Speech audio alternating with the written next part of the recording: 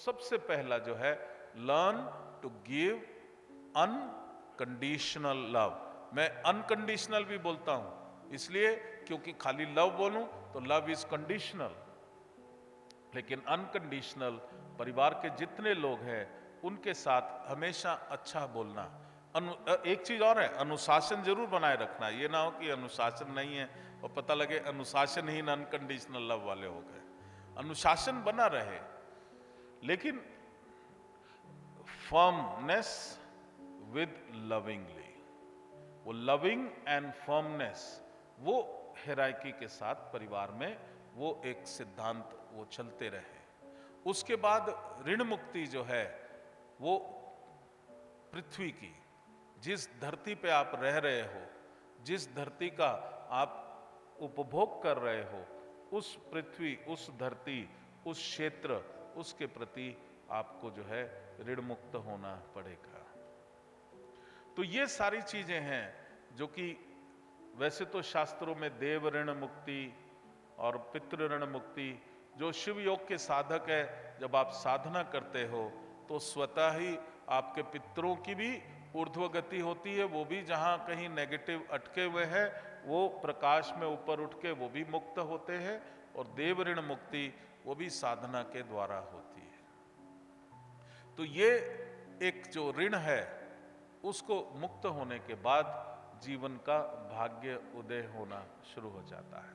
देव ऋण मुक्ति का एक दूसरा भी सबसे अच्छा उपाय है कि जो भी आपके पास कमाई आप करते हो उसका एक अंश जो है वो चैरिटी में जरूर लगाओ। पहले समय में हमें याद है कि 10% जो है वो कमाई का एक हिस्सा अलग रख लिया जाता था, जो कि गाय के लिए, गरीबों को अन्न देने के लिए, गरीब बच्चों को पढ़ाने के लिए, इस तरीके से करते थे। अब 10 नहीं, अब 7% कर लो, 7 नहीं तो 5% कर लो। कम से कम इतना हिस्सा जो है वो चैरिटी में अगर आप लगाते हैं। और अन्नदान सर्वश्रेष्ठ दान। जितना आप भंडारे लगाते हो, जितने आप अन्न क्षेत्र खोलते हो, भगवान ने बहुत कुछ दिया है आपको। आप ये एक प्रण कर लो कि मेरे होते हुए मेरे क्षेत्र में कोई भी बच्चा भूखा नहीं सोएगा, सबको भोजन मिलेगा। और एक व्यक्ति थोड़ा सा आगे बढ़ता है तो आप समझ नहीं सकते कि आप कितना बड़ा कार्य कर पाओगे। इसलिए अन्न क्षेत्र, हमारे शिव योगियों ने बहुत जगहों पे उन्होंने वो लगा रखा है, खाने वाला बिठा रखा है और वो खाना बनता है, या वो स्कूलों में भोजन देते हैं।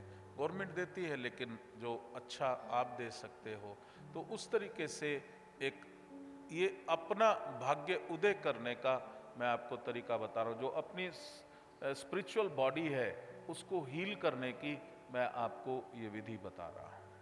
तो चैरिटी करना, वृक्षारोपण करना, सफाई करना, गरीबों को भोजन खिलाना, ये सारे कार्य, इससे भाग्य उदय होता है। अगर घर में कुछ अड़चन हो रही है या कोई परेशानी आ रही है तो देखना कि आप अगर ये चैरिटी करते हो तो धीरे धीरे किस्मत खुलती है। ठीक है ना।